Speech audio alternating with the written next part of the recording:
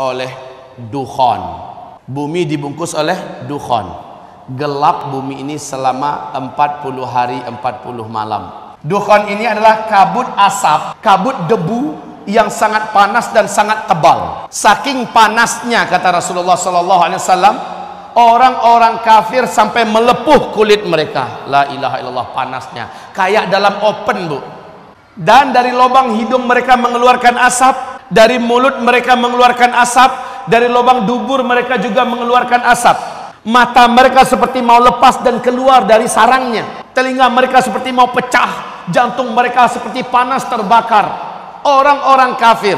Dan orang-orang yang beriman hanya imannya menyimpang. Orang-orang Islam yang hobi buat dosa dan maksiat, kata Rasulullah sallallahu alaihi wasallam, mereka sama tersiksanya seperti orang kafir. Akan tetapi umatku yang beriman, imannya lurus dan amal soleh mereka banyak sebelum itu terjadi, mereka aman. Saat dukhon sudah lenyap, matahari kembali nampak, orang-orang yang beriman dan yang amal solehnya banyak sebelum kejadian itu hanya seperti terserang flu dan demam saja. Kulitnya utuh, tubuhnya utuh, dia sehat, dia selamat, hanya seperti terserang flu dan demam saja. Tapi orang kafir, orang Islam yang hobi berzina sebelum kejadian itu, orang Islam yang hobi minum minuman keras, orang Islam yang hobi menelantarkan salat, orang Islam yang hobi durhaka kepada kedua orang ibu bapaknya, orang Islam yang masih hobi makan riba, orang-orang Islam yang masih banyak berbuat dosa dan maksiat, dia sama tersiksanya seperti orang-orang kafir. La haula wala quwata illa billah. Dukhon ini 40 hari 40 malam. Bumi ini gelap gulita. Kalian tidak mampu membedakan kapan siang, kapan malam. Bahkan salah seorang di antara kalian mencoba mendekatkan telapak tangannya ke arah wajah, lam yakad yaraha, tak mampu melihat apa-apa saking tebalnya dukhon itu. La haula wala quwata illa billah. Kaum muslimin yang kami muliakan, setelah dukhon hilang, lenyap, apa kejadian? Besok harinya manusia dikejutkan dengan musibah lanjutan. Semua teknologi sudah berhenti. Semua teknologi sudah berakhir.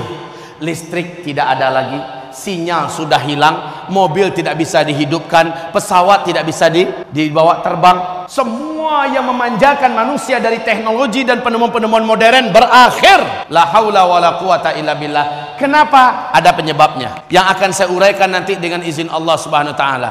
Iklim udara di dunia menjadi panas. Sementara ketika orang keluar, sudah banyak bangkai-bangkai yang berserakan. Apakah bangkai binatang atau bangkai manusia yang tidak mampu bertahan meninggal dunia. 40 hari, Pak, dibungkus oleh kabut debu yang teramat panas. Maka banyak sekali daun-daun, bunga-bunga, segala macamnya, burung-burung yang mati. Setelah itu udara di muka bumi dan iklim udara juga berubah drastis menjadi panas. Air menjadi sulit didapatkan. Air-air menjadi kotor karena debu tadi telah turun dan mengendap kembali di bumi. La haula wala quwata illa billah. Kaum muslimin yang kami muliakan, sejak itu kelaparan mulai melanda di muka bumi. Serentak seluruh dunia mengalami kelaparan. Sepertiga air dari langit Allah tahan, sepertiga tanam-tanaman di muka bumi Allah biarkan mati. Kekurangan pakan secara global, serentak di muka bumi kekurangan makanan. Kalau hanya India yang kekurangan makanan, mudah-mudahan Thailand bisa menolong, Indonesia bisa menolong. Nah, ini serentak seluruh dunia kekurangan pakan. Orang berharap mudah-mudahan tahun depan lebih baik, ada solusi, hujan turun lebih banyak. Harapan orang hanya tinggal harapan tahun esoknya lagi, tahun kedua, 2/3 air dari langit Allah tahan. 2/3 tanam-tanaman dan hewan yang dapat dimakan, hewan ternak yang dapat dimakan di bumi, Allah biarkan mati.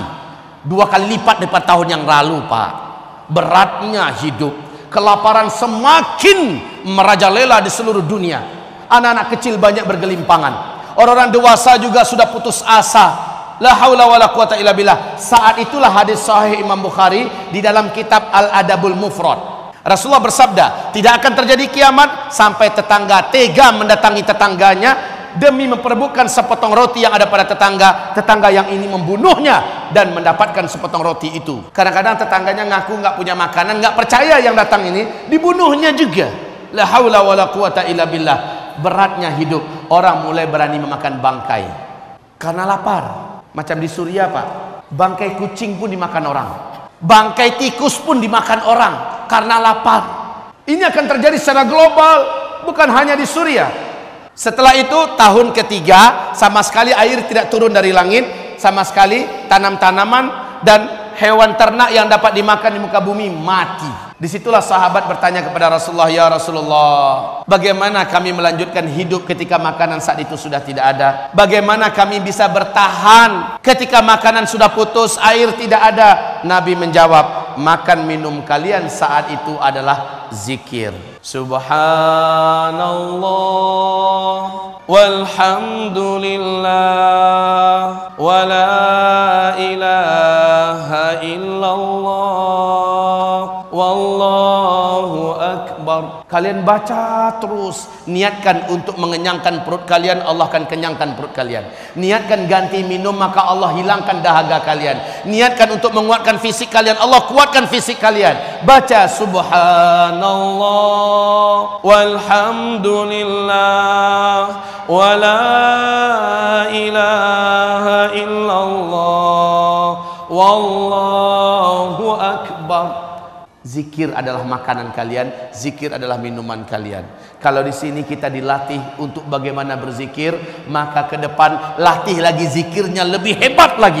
Anggap zikir kita selama ini kurang, berlatihlah agar berzikir sebenar-benarnya.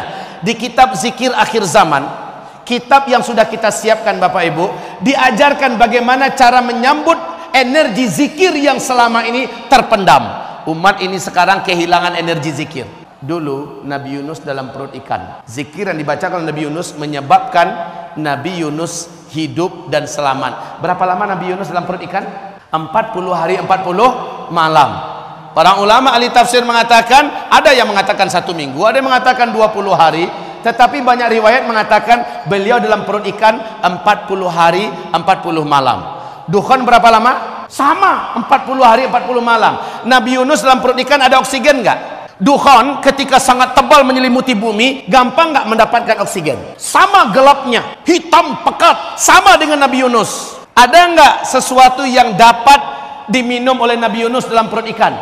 Tidak. Sama dengan orang yang dibungkus oleh dukhan, kejadiannya sama. Maka Nabi mengatakan sallallahu alaihi wasallam, ala unabbiukum bisyai' idza nazala birajulin minkum karbun aw bala'un min balayad dunya thumma da'a bihi illa furija anhu qalu bala qala du'a'u dhinnun. Mau nggak kalian saya ajarkan suatu amalan, suatu bacaan, apabila kalian mau membacanya, kalian mau mengamalkannya, maka tidak ada musibah seberat apapun yang datang kepada kalian, tidak ada satu bencana sehebat apapun yang menimpa kalian, melainkan kalian kalau membaca ini, kalian amalkan ini, Allah akan selamatkan kalian, Allah akan bebaskan kalian dari bencana tersebut. Mau, kata Rasul. Para sahabat menjawab, qalu bala, mau ya Rasul, mau. Nabi mengatakan du'a'u dhinnun, doa dhunnun. Dhunnun itu dah gelarnya Nabi Yunus. La ilaha illa anta subhanaka inni kuntu minaz zalimin. La ilaha illa anta subhanaka inni kuntu minaz zalimin. Sama-sama baca. La ilaha illa anta subhanaka inni kuntu minaz zalimin. La ilaha illa anta subhanaka inni kuntu minaz zalimin. La ilaha illa anta subhanaka inni kuntu minaz zalimin. Terus Nabi Yunus membaca itu dalam kegelapan di perut ikan, di tengah kedalaman laut samudra. Terdengar zikir itu membumbung ke arasy Allah, mengguncang arasy Allah. Lalu Allah perintahkan para malaikat, turun, kalian periksa siapa yang berzikir itu. Allah Maha tahu, tapi Allah ingin beberkan ini kepada makhluk sampai hari kiamat. Malaikat periksa, ternyata zikirnya Nabi Yunus. Maka kata Rasulullah, siapa yang berzikir dengan zikir Nabi Yunus, apapun musibah yang dihadapinya dalam hidup, Allah pasti akan lepaskan dia dari musibah itu. Kesulitan apapun yang dia hadapi dalam hidup, dia zikirkan ini dengan zikir yang sebanyak-banyaknya, Allah akan bebaskan dia dari kesulitan hidup itu. Zikir ini dibaca terus menerus. Itulah dia tahun ketiga setelah Dukhan, terjadilah tanda besar kiamat yang kedua. Dan manusia saat itu sudah putus asa untuk hidup. Sampai-sampai orang yang beriman, kata Rasulullah, mereka lewat tepi kuburan. Dia berkata, ini orang beriman loh, orang yang taat, orang yang soleh, lewat di tepi kuburan. Apa katanya? Alangkah bahagianya orang-orang yang ada di dalam tanah itu. Kalaulah saya di posisi dia saat ini. Orang beriman, saking beratnya hidup ditahan, ditanggung Bapak, sampai-sampai dia iri dengan orang-orang yang sudah duluan meninggal, yang sudah ada di dalam kuburan. Alangkah bahagianya mereka, padahal tentu mereka bahagia dalam kubur. Tapi saking beratnya hidup di dunia, saat itulah berita kemunculan Dajjal, tanda besar kiamat yang kedua.